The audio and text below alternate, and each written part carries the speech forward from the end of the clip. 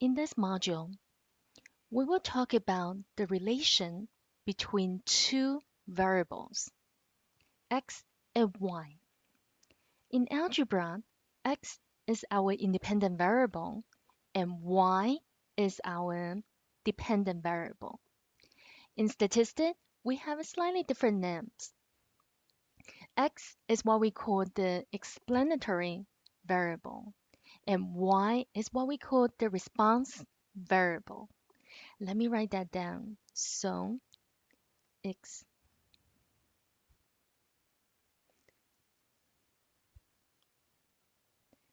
explanatory variable, that is my x, and response variable, that is my y.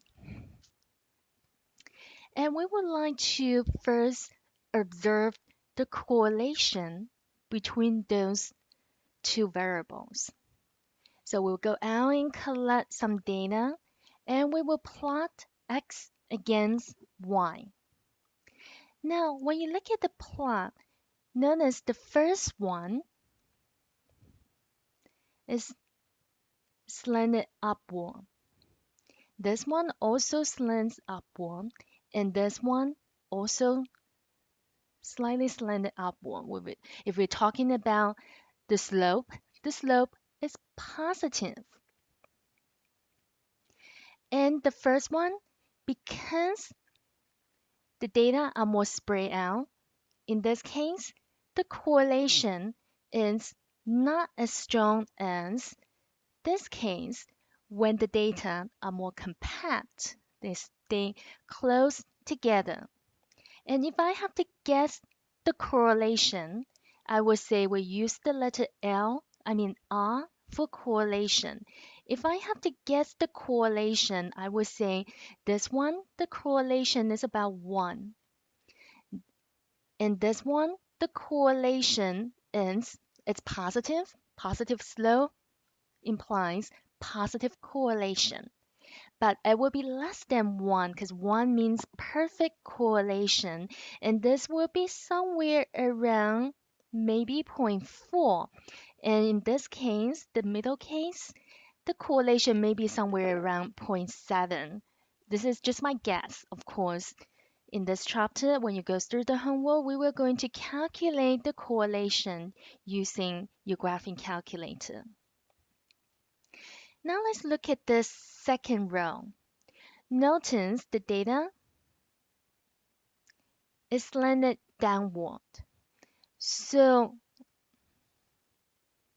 if we're thinking about the slope is negative. So in this case, the correlation is going to be negative. And in this case, look at how spread out the data set is. And in this case, we will say there is no correlation or the correlation R equals 0.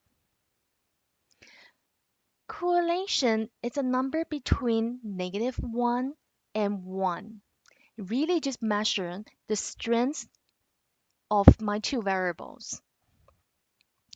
And if I have positive slope, correlation is positive. If I have negative slope, the correlation is negative. And later on in 11.2, we are going to use regression to make predictions. If I tell you X, could you predict the value for Y? For example, there is a correlation between the length of your foot and your height. So in forensic science, we often use the footprint to predict the size of the suspect. So that is one way to use regression. Okay, so go through the module and work on the homework assignment. If you have any questions, please do not hesitate to ask me.